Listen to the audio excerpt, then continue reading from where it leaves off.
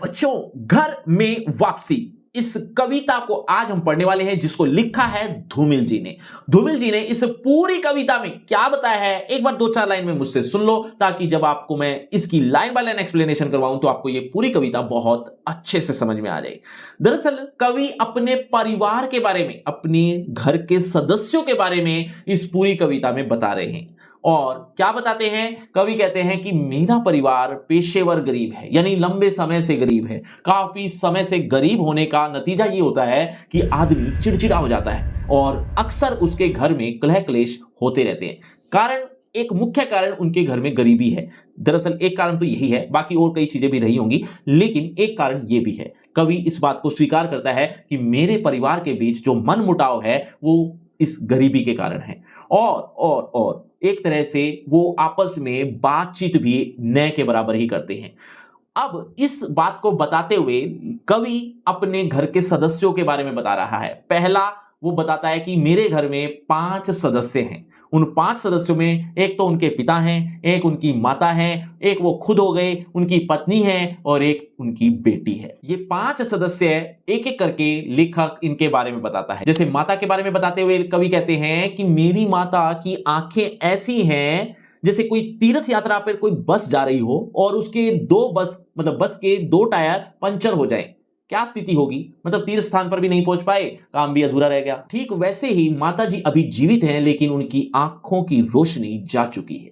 पिता के बारे में बताते हैं कि मेरी पिता की आंखें ठंडी हो चुकी हैं। ठंडी का मतलब जिन आंखों में कभी तेज था, कभी कुछ कर गुजरने की हिम्मत थी या बहुत जोश भरा हुआ था, वो अब ठंडी सलाखों के समान है। मतलब लोहा जब गर्म होता है ना तो बहुत कुछ करने के लिए तैयार होता है, लेकिन जब ठंडा हो जाए तो वो स्थिर हो जाता है। ठीक ऐसे ही मेरे पिता की आंखें हैं, लोहे की वो ठंडी सलाखें जो अब ठंडी हो चुकी हैं, जो अब कुछ नया नहीं करना चाहती। यही बातें हम पढ़ेंगे, एक एक करके और सदस्यों के बारे में पढ़ेंगे, लेकिन पहले जितना समझाया उतना पढ़ लेते हैं।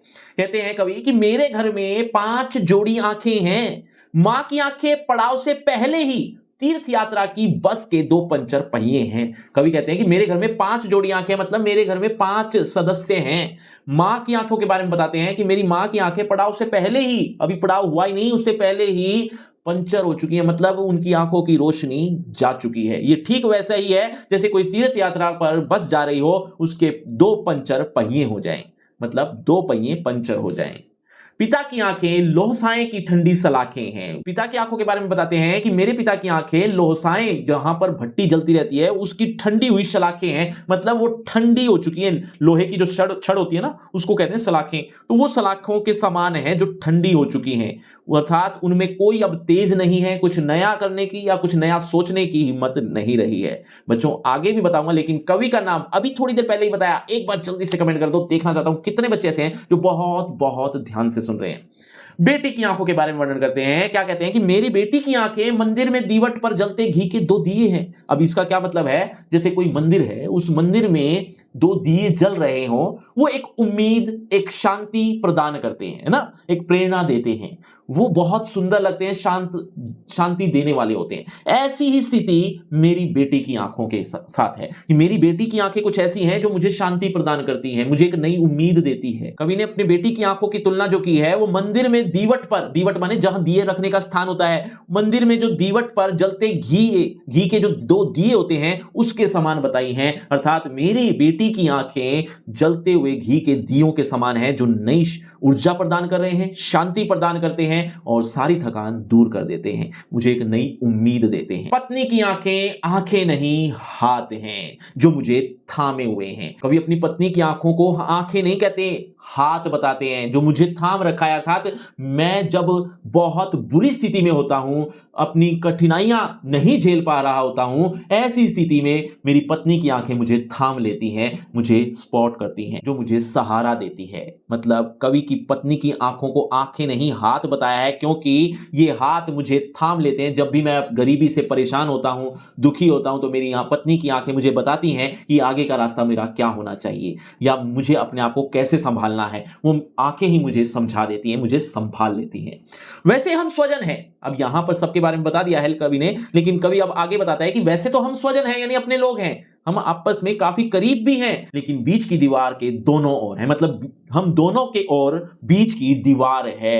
दोनों ओर का मतलब मेरी अपनी माता पिता से नहीं बनती। नहीं बनती का मतलब क्या है, गरीबी हो जब आती है ना तो बहुत कलह क्लेश होते हैं, लड़ाई झगड़ा होता है, इरिटेशन होती है, चिड़चिड़ा हो जाता है आदमी। ये सारी चीजें उनके घर में हो रही हैं। ये एक तरह की मन मुटाव की बात है कि मन मुटाव इतना हो गया है कि बीच में दीवार दिख रही है। अब ये दीवार क्यों है, ये अगली लाइन में लिखा है, क्योंकि हम पेशेवर गरीब हैं, क्योंकि हम लंबे समय से गरीब हैं, इस वजह से। रिश्ते तो हैं हमारे बीच, मतलब माता पिता पत्नी बेटी, ये सब रिश्ते तो हैं हमारे बीच। बहू है, कोई ससुर है, कोई सास है, कोई पिता है, कोई माता है, ये सब रिश्ते तो हैं हमारे बीच, लेकिन खुलते नहीं हैं। खुलकर हम बातचीत भी नहीं करते और हम अपने खून में इतना भी लोहा नहीं पाते। मतलब क्या है, आगे की 2-3 लाइनों में जो बताया गया वो ध्यान से सुनना। कहते हैं कवि कि हमारे अंदर इतना जोश भी नहीं है, इतनी शक्ति भी नहीं है कि हम उस रिश्तों को खोल पाते, हम खुलकर बात कर पाते। इतनी शक्ति भी नहीं रही है, इतनी पावर भी नहीं है, हमारे अंदर इतना लोहा भी नहीं है कि उस रिश्तों को खोलने की चाबी बनवा लेते। चाबी बनवाने की भी हिम्मत नहीं है। इसलिए कहा कि जंग लगे ताले को भी हम खोल नहीं पाते, हमारे अंदर शक्ति नहीं रही है। यही बातें इस पैराग्राफ में हम पढ़ेंगे, देखिएगा। रिश्ते तो हैं लेकिन खुलते नहीं है, यानी हम खुलकर बातचीत नहीं करते। रिश्तेदारी तो है हमारे बीच और हम अपने खून में इतना भी लोहा नहीं पाते। लोहा यहां पर शक्ति के लिए, पावर के लिए यूज किया गया है कि हमारे खून में अब इतना पावर, इतनी शक्ति भी नहीं रही है कि हम उससे एक ताली बनवाते। ताली कहते हैं चाबी, चाबी की, वो की, ताले की जो चाबी है वो भी हम बनवा सकते थे अगर हमारे अंदर लोहा होता, हमारे अंदर शक्ति होती तो। लेकिन हम इतना लोहा नहीं पाते हमारे खून में कि हम उससे चाबी बनवा लें, अर्थात रिश्तों को खोल लें और भाषा के भुन्ने से ताले को खोलते। भुन्ना सी मतलब जंग लगे ताले को खोलने की हिम्मत हमारे अंदर हो सकती, लेकिन ऐसा कुछ नहीं है।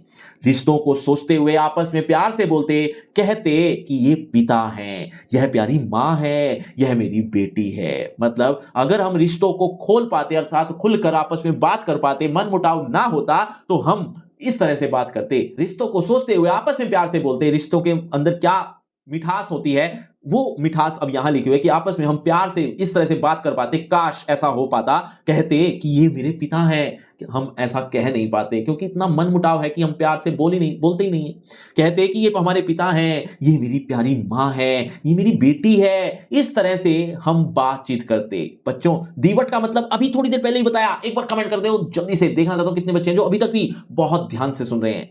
तो यहां प्यार से बात की जाने वाली बात की जा रही है कि प्यार से बात कैसे की जाती है, वो चीज हमारे अंदर नहीं है। यहां पिता की बात हो रही, मां की बात हो गई है, बेटी की बात हो गई है। अभी एक चीज और बाकी है, पत्नी को थोड़ा अलग करते। तू मेरी हमसफर है। काश मैं ऐसा कह पाता कि तू मेरी हमसफर है, जो कि है, लेकिन मैं कह नहीं पाता क्योंकि हमारे रिश्तों के बीच, मतलब पत्नी पति में कोई मनमुटाव नहीं है, लेकिन परिवार में मनमुटाव है। इसीलिए हम किसी से इंट्रोडक्शन देते हुए ये भी नहीं कह सकते कि पत्नी को थोड़ा अलग करके मैं बता पाता कि तू मेरी पत्नी है, तू मेरी हमसफर है, तू मेरा साथ देने वाली है, तू मेरी छोटी बड़ी कठिनाई मुसीबतों में हर जगह साथ देती है। ये काश मैं कह पाता। हम थोड़ा जोखिम उठाते, दीवार पर हाथ रखते और कहते ये मेरा घर है, मेरा घर जैसा है ही नहीं, मेरा घर। काश मैं जोखिम उठा पाता और इतना मेरे अंदर पावर होती कि मैं जोखिम उठाकर उस दीवार पर हाथ रखकर ये कहता कि ये मेरा घर है। मैं कह ही नहीं पाता। मन मुटाव, रिश्तेदारी में जो फ्रस्ट्रेशन है वो ही नहीं खत्म होती।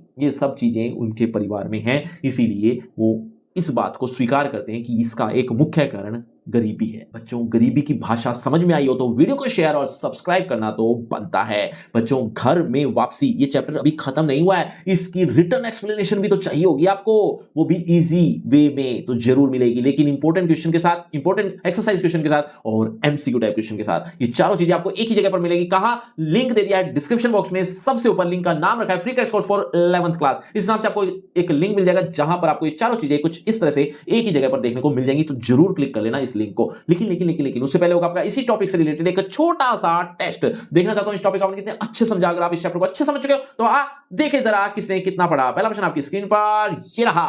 कवि के घर में कुल कितनी जोड़ी आंखें हैं? आसान सा है बच्चों। हर प्रश्न के बाद आपको 5 सेकंड मिलेंगे आंसर देने के लिए। आप अपना आंसर कमेंट करते रहना। एंड में देखना चाहता हूं किसके कितने आंसर ठीक हुए। कवि के घर में कुल कितनी जोड़ी आंखें हैं? आपके ऑप्शन ए 2 जोड़ी, बी 4 जोड़ी, 5 जोड़ी या डी 8 जोड़ी। आपके 5 सेकंड, 5 4 3 2 1। 0 सही उत्तर है ऑप्शन सी 5 जोड़ी। चलिए अगले प्रश्न की तरफ। अगला प्रश्न, दो दिए हैं कवि ने यह है किसके संदर्भ में कहा? आपके ऑप्शन बेटी के, बेटे के, दोस्त के, भाई के। 5 4 3 2 1 0 सही उत्तर है ऑप्शन ए बेटी के। चलिए अगले प्रश्न की तरफ। अगला प्रश्न आपकी स्क्रीन पर, कवि को किसने थामे रखा है? ए उनकी पत्नी ने, उनकी बेटी ने, उनके दोस्तों ने या उनके पड़ोसियों ने। 5 4 3 2 1 0 सही उत्तर ऑप्शन ए उनकी पत्नी ने। तो बच्चों ये है आपका रिपोर्ट कार्ड, ध्यान से देख लीजिए, पढ़ लीजिए। और हाँ, आपके टोटल मार्क्स कितने हैं ये कमेंट करना मत भूलना। और आपकी क्लास से रिलेटेड एक फ्री का कोर्स आ गया जो कि बिल्कुल फ्री है। इस कोर्स का सबसे बड़ा फायदा ये है कि एक तो ये फ्री है और दूसरा फायदा ये है कि आपको आपकी क्लास से related A to Z syllabus एक ही पेज पर देखने को मिल जाएगा। आपको कहीं भी भटकने की जरूरत नहीं पड़ेगी। तो इस लिंक को जरूर क्लिक कर लेना। और अगर आपको मुझसे पर्सनल बातचीत करनी है तो सभी सोशल मीडिया के लिंक डिस्क्रिप्शन में आ जाइए, बातचीत करते हैं। शुक्रिया, धन्यवाद।